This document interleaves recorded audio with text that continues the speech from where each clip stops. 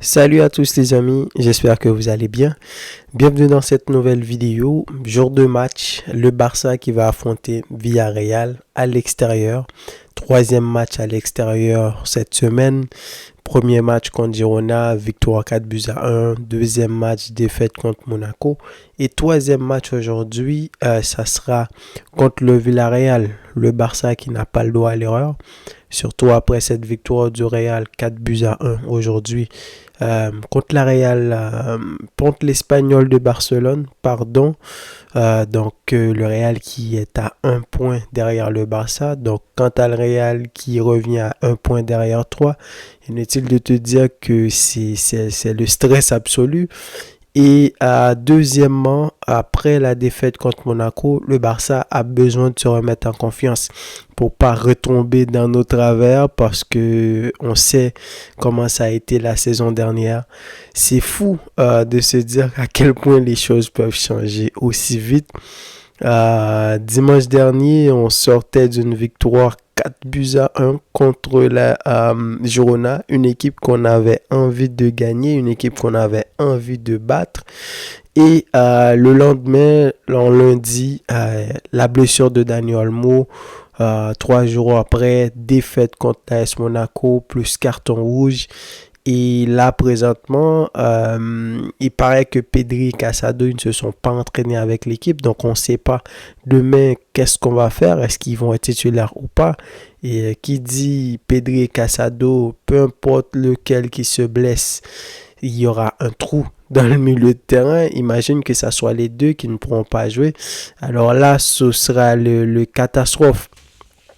Le Villarreal aussi, c'est une équipe contre laquelle on a des choses à régler. Rappelez-vous, le dernier match, c'était à domicile à Montjuic. Défaite du Barça, 5-3. Un match quand même rocambolesque parce qu'on se faisait mener 2-0. Ensuite, on a remonté le score. Le Barça menait 3-2.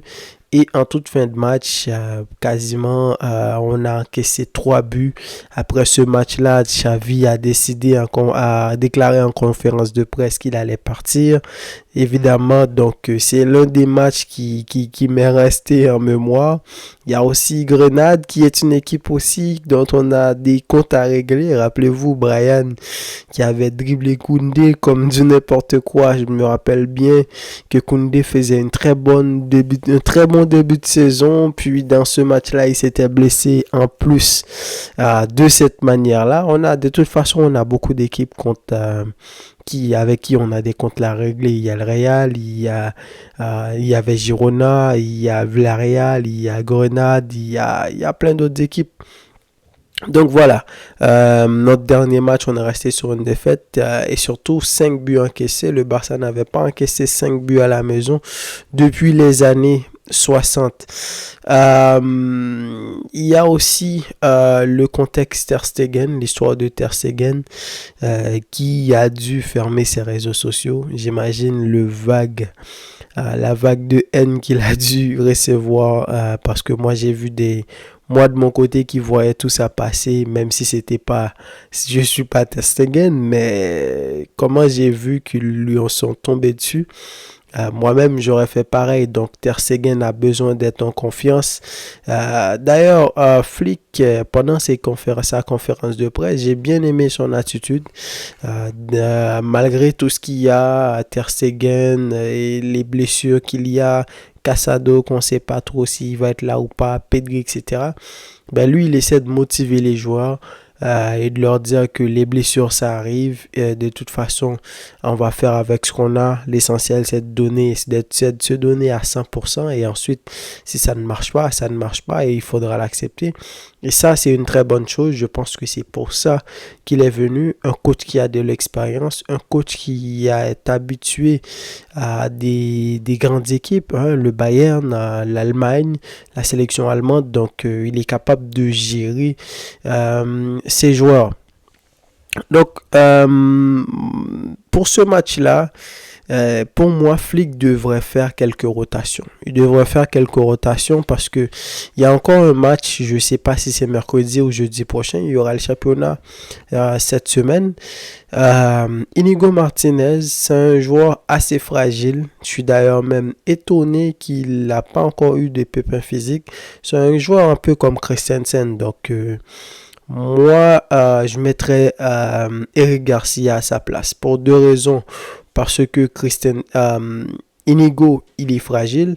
Et deuxièmement, faut pas qu'on rentre dans une spirale d'inquiétude, dans une spirale de manque de confiance parce que Eric Garcia, après ce qui s'est passé, le pauvre, il doit encore y penser.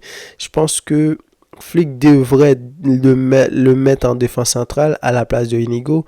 Déjà, lui et Koubarsi se connaissent très bien.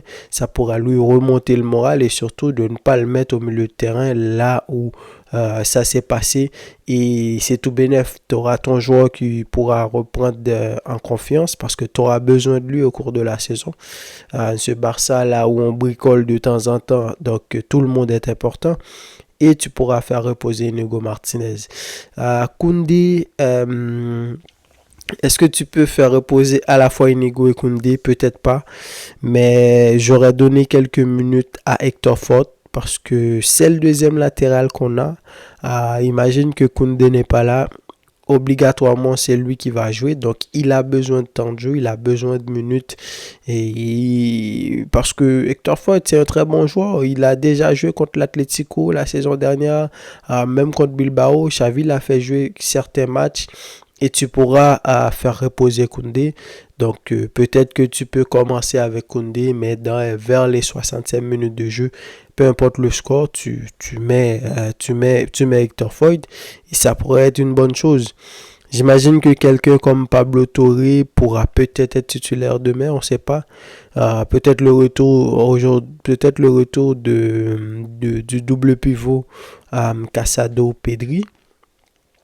Et Pablo Torre en 10 parce que Casado et Pedri ils ont l'habitude, ça fait au moins 2-3 matchs qu'ils jouent comme ça et Pablo Torre il a l'habitude de jouer en 10 ou je sais pas, peut-être mettre Rafinha en 10 qui aura beaucoup d'activité parce que Villarreal c'est une équipe joueuse, c'est une équipe qui a beaucoup le ballon. Quelqu'un comme Rafinha pourrait peut-être amener un meilleur pressing que Pablo Torre en 10.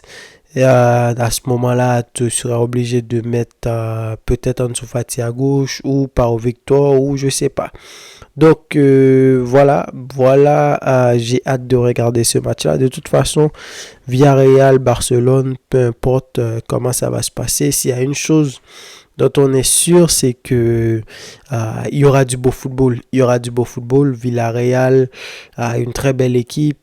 Nicolas Pepe, même s'il fait pas partie des titulaires, Baena, Parejo, j'ai vu qu'ils ont Juan Bernat et Denis Suarez. Qui se rappelle de Denis Suarez, l'ancien milieu de terrain du Barça, Juan Bernat qui était au Bayern de Munich.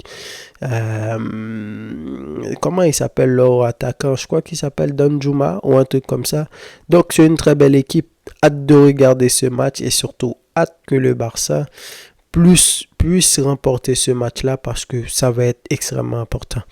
Donnez-moi vos avis dans les commentaires les amis. Dites-moi qu'est-ce que vous en pensez. Quel est votre état d'esprit en ce moment par rapport à ce match? Est-ce que vous tombez encore sur Ter Stegen parce que on a passé toute la fin de semaine à lui tomber dessus? Ou du moins vous êtes optimiste et c'est la Liga et vous croyez que le Barça va gagner. Donc mettez-moi tout ça dans les commentaires et quant à moi je vous dis à la prochaine pour une nouvelle vidéo. Salut!